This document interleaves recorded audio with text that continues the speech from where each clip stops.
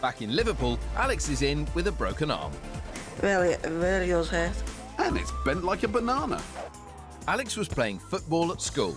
He was in goal and making lots of great saves, leaping left and right. Then one boy, the strongest kicker on the pitch, took a shot.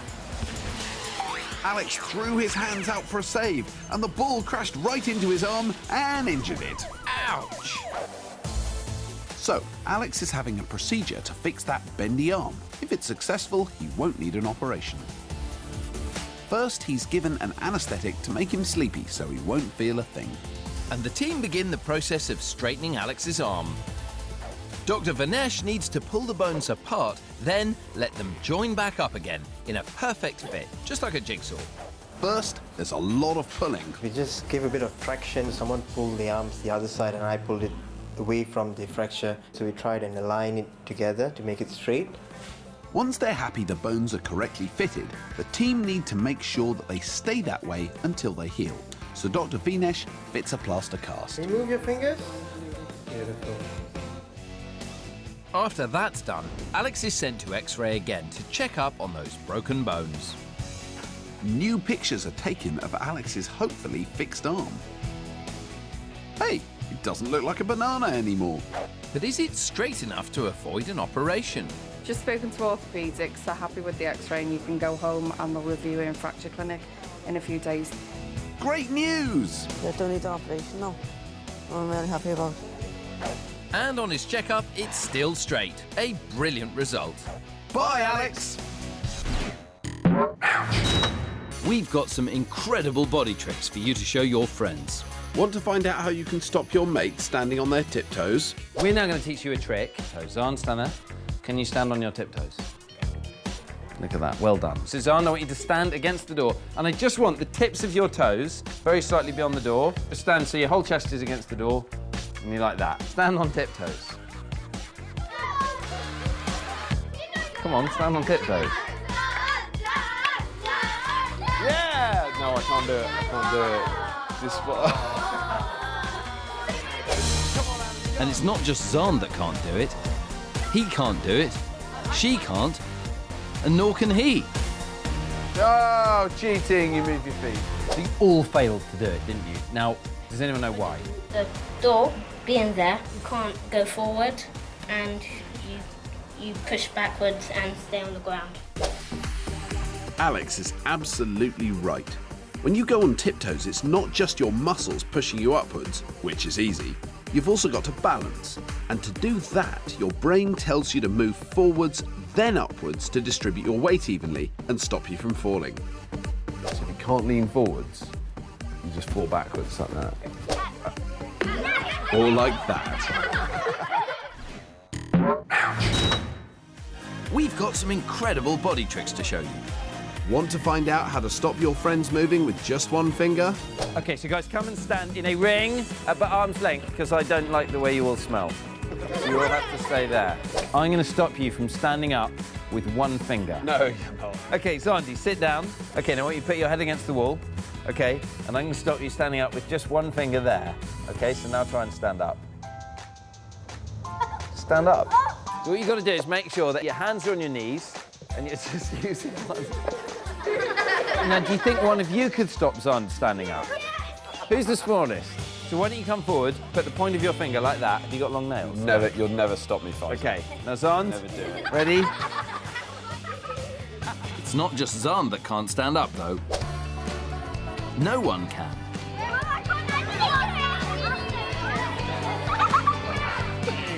You're not going to hurt me, Solomon. You'll never keep me down! You don't really have to be super strong to make this trick work. It's more about balance. Watch what happens when Xand stands up. Slowly forward, and now he can stand up. So you have to move all your weight over your feet. Sit down. Now stand up. And if you stop him moving forward, then he can't do anything, because he can't stand up like that or he'll fall over backwards. Stop it. Sorry. So try it yourself and see how you can be a superhero with just one. It's not only teams in hospitals that deal with the unexpected. Wherever you are, if you have an accident, there'll be a medical crew on standby, ready to help. We're going on call with the UK's emergency services, heading into the thick of the action to help save lives. Now it's Chris's turn on the front line. This is a rapid response vehicle belonging to the West Midlands Ambulance Service, and it's designed to get a paramedic to the scene of an emergency within minutes. On call with me today is paramedic Ben White. And it's not long before an emergency call comes in.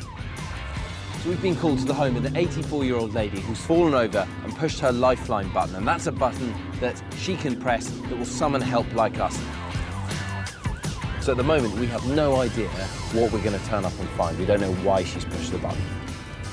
So James has got his camera, and I've got mine, so I can take you with me right to the heart of the action. We don't know how extreme the situation is, but Ben gets there fast, in just 2.5 minutes. It's vital we get into the house as quickly as we can. The patient could be seriously hurt. Hello, my darling, it's the ambulance service. We're in, and we find a lady called Lottie who's fallen over. What actually happened? I went to the chair and it was too short and I fell on the floor. It was a definite sort of fall, if you like. You didn't black out or collapse or anything? No. Okie dokie. Paramedic Ben needs to examine Lottie to check for any serious injuries. Any pain there? No? No. Okay. No. Any pain down your back? No. Have you got any pain in your hips at all? No. No? Should we get you up then? Yeah. We're going to pick you up together and put you back on the chair.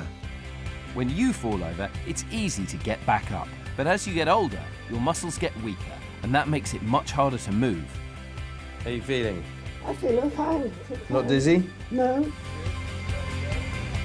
So Ben's just going to do some thorough checks and make sure that all we have to do here is put her back in the chair and she's safe. At the moment, everything's sort of looking okay. Your blood pressure's very good. No injuries that we can find. Check Lottie out, all sort of observations and everything seemed fine. Lottie's got carers that come in 4 times a day and she's got the pendant round her neck, so if she does become unwell or anything changes, you can always press that and we'll always come back. It's good news for Lottie, but now she's in big trouble with her friend Anne. She told me off. I tell you off, yes, because you shouldn't have got out of the chair. You're never too old to be told off, is that right? I still get told off. All right then, Lottie, we'll leave you be then, sweetheart. Yeah, all right then. Take care, bye-bye. If someone falls and they can't get up and no one finds them, even for a few hours, that can be really serious. Luckily, Lottie's got the button around her neck, so we were able to be here within a few minutes. Ben's put her in the chair and now she's smiling and laughing, and it's a really good result. Thanks to paramedics like Ben, who can get to a scene fast, you'll never be more than a few minutes away from emergency medical care. Now it's time for us to hit the hospitals to show you what goes on. Today we're in the Gait Lab. Walking. Most of us don't think about it that much, but what is it? What affects it? And most importantly, why am I wearing this outfit? I'm here at Alder Hey Hospital in Liverpool at a special laboratory, the Gait Lab, and I'm going to get some answers. All walks are different, and your own style of walking is your gait. Gait Lab manager Jill Holmes is here to tell me more. People that come to us usually have something wrong with them. The doctors that are looking after them want to understand what it is that is making them walk in an odd way and what do we do about it. So basically, the more you know about someone's walk, the more that doctors can make decisions about how to do surgery, how to reposition muscles, how to help people do exercises to get them better.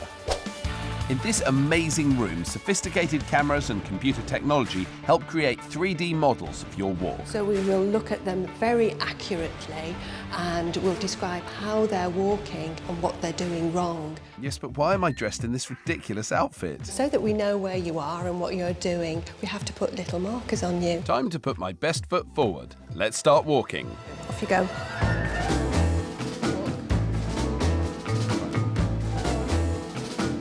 So I've done my walking, and now I'm going to have a look at the 3D model of me and see what's going on. You have got a normal, efficient way of walking. Is this the kind of walk that a really cool person would have, like a movie star or a dancer or something like that? It's an ordinary walk. It's an ordinary walk. So, my barefoot walk looks good, but most of the time we wear shoes. Are there any kinds of shoes that are bad for you? Yes, there are shoes that are bad for you. Shoes that are too small, or girls tend to wear shoes that are too high. Have you got anything in a different colour? Chris could see me now. Jill wants to show me how shoes can affect the way your muscles and joints work. There we go. I'm gaining a bit of confidence now. I think they're quite impressed. But as I discover, it's really hard to walk fast.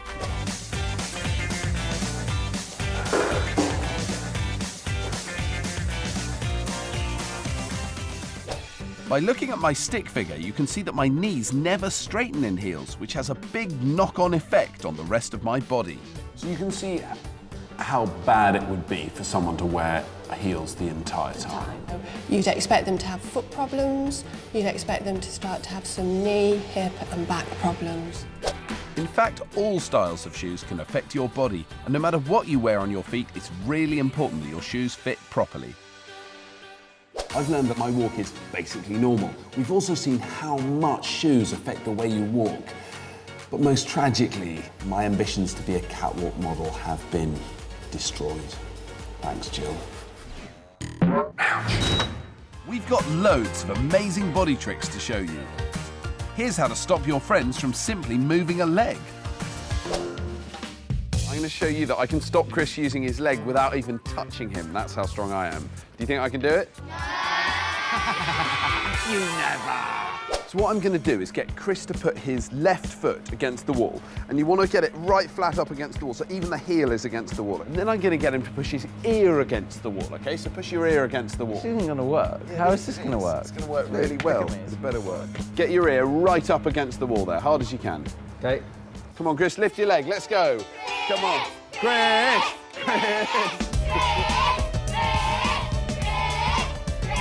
See, I told you it'd work. Chris can't lift his right leg at all. Okay, can you lot do any better? No, your ear came away from the wall, Amelia. Look at this. Have to keep the ear on the wall. Go. So what do you think's going on here? You have to be able to lean to one side to be able to balance, but then the wall is blocking you to lean to one side. That is a very good explanation. Yeah, that's very good, actually. To lift your left leg off the ground, your body weight has to shift directly over your right leg to keep your body balanced. But with this trick, the wall gets in the way, meaning your leg can't go anywhere. Give it a try yourself and see if you can impress your mates. We've got some incredible body tricks for you to show your friends. Want to find out how you can stop your mates from standing up straight? Well, we're going to show you. I have an amazing trick to show you. Who wants to see it? Me! Brilliant. Okay, Chris, you ready? Yeah, really ready. Right, what I want you to do is go and stand and face that wall. Okay. Okay? Face the wall. Cross your arms across your chest, and then bend over and so that your head's touching the wall. Brilliant. Okay? And now, try and stand up again. That was rubbish. That was easy. Even these guys are going to be able to do that. Chris, I haven't finished the trick. Oh. Okay, bend down, fold your arms, bend over, touch your head against the wall, and now just take one step back, and now try and stand up. Oh, I'm stuck. Since I move my feet back, I just can't stand up at all. Who thinks they can do a better job than Chris? Oh, you all think you can do it, can you? Let's see, shall we? 1, 2, 3, go. Yeah. Epic fail. One seems to be able to do it. Come on. She can't do it. It's easy, right? No, neither can he. Good effort, though. Nearly. So why is it that no one can simply stand up straight? Even I can't do it. It was my idea. Oh. Who can tell me why it was so difficult to do? Jessica. Because when you're bending and you take a step back, like there's less weight here, and because you're leaning on the wall, like more of your weight goes over there. Lovely. Who else has got a nice explanation then? Ella. It's hard as well because you're leaning back on your tiptoes and your muscles are stretched, and you can't really stand up while your muscles are that stretched when you're bending down. Well, Jessica and Ella are both right in a way. Look at Chris. When he first bends over, all his weight is in his feet, and he can straighten up easily. But when he takes a step back, his centre of gravity shifts and some of the weight moves to his head. This means his tummy muscles aren't strong enough to straighten himself up. Chris is still stuck. Should we let him up? No! Xand. I've got a much better idea. Why don't we just use Chris as a nice new bookshelf? Can't even read the books. That's brilliant. If anyone needs a book, they're over there. This is really embarrassing. I'm going to show you how bacteria are good for you. Look at all of these people. Now, they all look different, but they all have something in common. Every single one of them is covered in millions of bacteria. We all are. But don't worry, this is completely normal. In fact, we need bacteria to survive. Now, this is a Petri dish, named after its inventor, Julius Richard Petri. Doctors like me use these dishes to grow bacteria and see what lives on our bodies. That's what I'm going to do now, starting with our lips. Who's going to give me a kiss? Anyone going to give me a kiss? What I want is a kiss, a nice big kiss on that. What we're trying to do is look at what grows in people's mouths and things like that. Carrots. Carrots? Will anyone give me a kiss? I'll ask your girlfriend for a kiss. A more manly kiss from you, all right? Can we get a nose pick as well? It's less exciting than a kiss. I'm just going to see what comes out of people's noses and what comes out of their mouths. I can't do this in the street. Put up my nose. Go on. Oh, you are good. That's gross. He's a nice man, isn't he? Yeah. Oh, thanks. The kisses and nose swabs will now go off to be grown in a special laboratory. And after 5 days, it's time to see how the bacteria have blossomed. This is Dr. Richard Drew, microbiologist and expert in all things gross.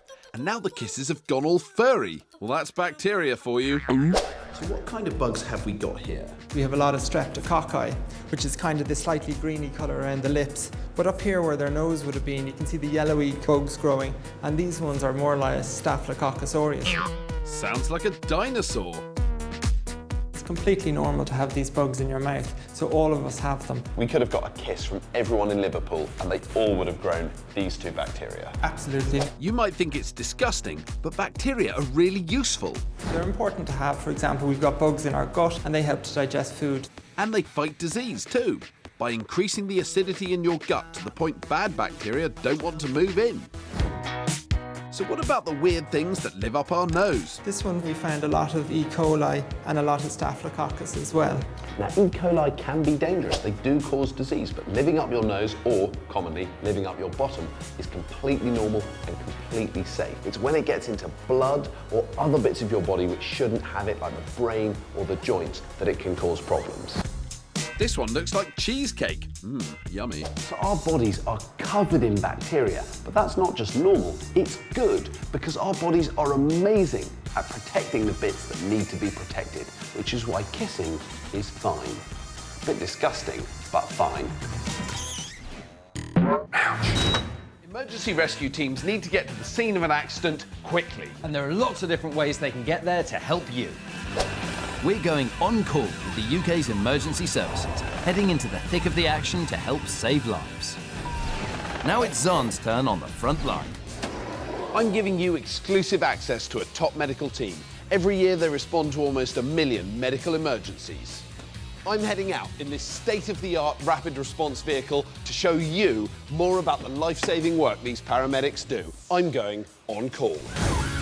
This is the West Midlands Ambulance Service. They've got more than 800 vehicles on the road ready to come to your rescue. On call with me today is paramedic Xand. We're in the car ready to go, and a new call has just come in. All we've got at the moment is an address, nothing else. This service takes thousands of 999 calls, and they send information about the patient to us and update us via the radio as we're on our way. So giving a bit more information now at someone who's fallen on the floor and they've hurt their arm. When we get there, I'll be filming on my camera too, so you can get right to the heart of the action. 3.5 minutes from the call, and we're there. As we get into the house, I can see Frank with his daughter. He's sitting on the living room floor, unable to move. Frank, do you know why you fell this morning? What were you trying to do? From that into the wheelchair. Okay. And I tried to get onto that chair there. How long have you been sitting on the ground for? Since 7 o'clock this morning. Oh. That's 6.5 hours. Frank is a patient Jan has met before, and he has quite a few existing health problems. Got to figure out why he fell. Does he have an infection? Is his blood sugar low? Did he have a stroke? Jan begins a thorough examination to figure out why Frank might have fallen, doing a manoeuvre he does every day from his armchair to his wheelchair. You sound a bit chesty when you're breathing. You've been feeling unwell recently. I can't shake off a cold I've had for a few weeks. Okay. I think he's got probably a touch of cellulitis coming on. Yeah. I think your leg's getting infected again. So what started off as a very simple fall out of a chair becomes more and more complicated as we've spoken to Frank. He's got diabetes, he's got a high temperature, his chest sounds a bit bad, he's got some infected skin on his leg. We'll get you comfy. With so many health concerns, we need to get Frank to hospital. And to do that, the ambulance team have arrived with a nifty gadget to move Frank quickly and safely. What we've got here is a really cool bit of kit. It's some kind of inflatable cushion. It's going to lift Frank up. With the aid of this inflating cushion, Frank is off the ground in just a couple of minutes. Hold on. So that's Frank on his way to hospital. Paramedics like Jan are skilled not just at looking at the immediate problem, but also investigating thoroughly to see what might have caused the situation to happen, so that patients can get the right care. He's normally at home, self-caring, looks after himself, transfers every day from his chair to his wheelchair. But today, because of his temperature, he hasn't got the strength or the energy to do that by himself. That's why he's fallen. Because we were there within 3.5 minutes of the 999 call, now Frank can get the treatment he needs in hospital. With rapid response teams like this on standby all over the UK, it means that expert care can be with you within minutes of an At the Royal Manchester Children's Hospital, 7-year-old Logan has come in with his mum and a rather unique ailment. Whoa, what's happened to your cheek? The cheek looked like a hamster cheek. So you're a cheeky little hamster. No, I'm not a hamster. Are you sure? No. Okay, let's find out how he got that swollen cheek. Logan was cosily tucked up in bed when a pain in his tooth disturbed his sleep. Hello, who's this little fella? Keep up, Xand, it's a hamster. Anyway, Logan had taken his nasty gnasher to get fixed by a dentist before, but the painful problem came back. Ooh, nice swag bag, Hammy. What? Focus, Xand. Whoa, okay. Logan didn't feel like himself, and so woke up his mum. Not only did he have a sore tooth, he had a red, swollen face too. Oh, so that's where the hamster comes in. Ouch! Someone who does understand Logan's torturous tooth is Dr. Alex Trott. What's been happening, Logan? It's been sore. And it's turned into a hamster cheek. Right. I've got shiny here, and it's bright pink. Okay. And, inside, I've got a tooth, and it's got a big black hole in it. A black hole? Well, that's a thorough rundown of your ailments, Logan. Can you just open your mouth for me? I'm just going to have a look at the torch there. Dr. Alex needs to spot exactly where all this pain and swelling is coming from. Sore up there. Yeah. So, what do you reckon, Doc? Okay. It's a dental abscess. Yeah. It's quite a nasty one. So it's one of these top teeth. I think it's his back baby molar tooth, and that's where the infection's sitting. Okay. A dental abscess is a collection of gooey pus that forms in the tooth or in the gum and is caused by a bacterial infection. First, it's off to X-ray for a proper look. Come closer, your chin on here, your bite on there, and it will be done in a minute. Good boy, really still. Okay, well done. That's the problem tooth right there. It needs fixing, so we'll catch up with Logan a bit later on and find out what happens.